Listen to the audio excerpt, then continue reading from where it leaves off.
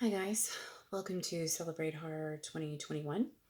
Um, it is Mother's Day, so it has taken me all day to get to the point where I can actually go somewhere and read this. But I'm going to be reading some Christmas horror. So I've got my pseudo Christmas Halloween tree here beside me for atmosphere. This is called The Dance. There was magic in Christmas. Not just the kind that delighted children as they stared up at a frozen night sky, hoping for a sight of something that twinkled closer than the stars.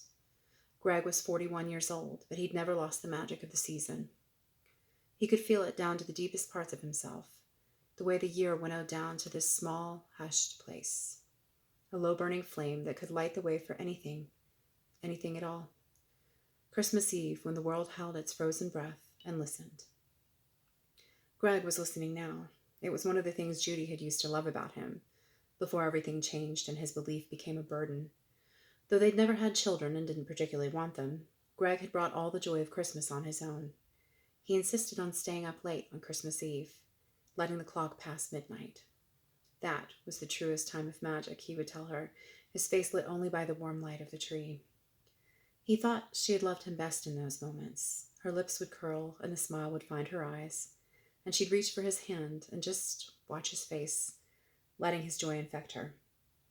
It had always been their time, their special magic, and he missed those days. He missed them like hell.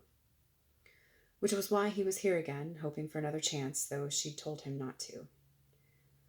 Warmed was more like it, her anger growing each time he ignored her wishes. He knew he shouldn't keep trying, that she was gone and wasn't coming back. That wasn't why he was doing this. There was no getting his wife back, and he accepted that. But what he couldn't accept was the loss of their special magic together. She felt it too, every time. It just didn't bring her smile the way it used to. He turned the lights down in the den, where they'd always placed their tree.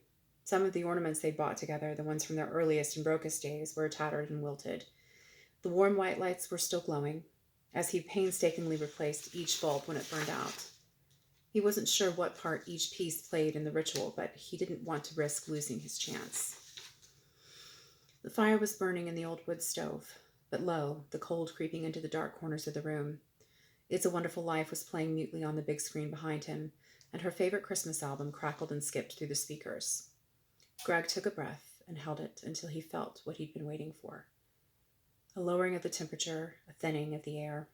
He smoothed his shirt and pressed close to the front window, his gaze on the cloudless ebony sky, and he wished. He thought one of the stars winked, flashed a brighter light, and then was gone. He smelled her before he heard her. The stench was bad this time, worse than the last, a thick odor of rot that he could feel coating his tongue as soon as he breathed it in. You promised. Greg turned, and she was there, standing by the fireplace, her back to him, the rigid set of her shoulders a reminder that he would need to tread lightly. I'm sorry, he said, the tremor in his voice both genuine and meant to ward off her reaction. She sighed, and the smell grew worse, a sulphurous stench carried from her rotting lungs. She sounded like she was going to cry, and her shoulders slumped beneath her soil-spattered sweater. I'm so tired, Greg.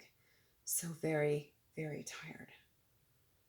He tried not to hear the edge to her voice, the note that was next door to a growl, the way that something much darker than Judy had ever been scratched its way to the surface. He'd never asked the nature of the magic that brought them together each Christmas. It wouldn't have mattered. This was worth everything. Merry Christmas, babe, he said, and took a step toward her, arms outstretched. She tensed again and still did not turn. Stay away. Judy, please, it doesn't matter to me. I love you just as you are.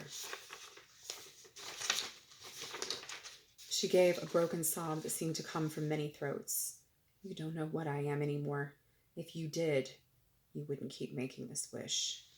She turned her head just enough for him to see her shadowed profile. The tendons of her jaw and rotting teeth within were visible through the flesh that had faded since last year.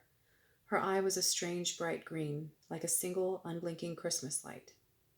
Judy, please, it isn't so much to ask, is it? Just one dance, like we used to? She said nothing, but her shadowed fingers flexed, claw-like, in the flickering firelight. He put his hands on her cold shoulders, ignoring the protruding bone beneath. One dance to keep the magic alive. Please. As the first notes of Greensleeve sounded from the speaker, she turned in his hold.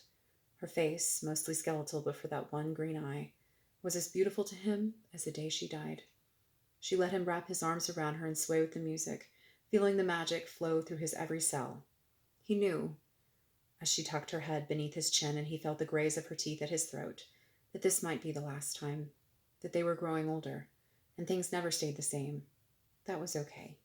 The magic of Christmas would endure. So, happy Celebrate Horror. I hope everyone has a fantastic one.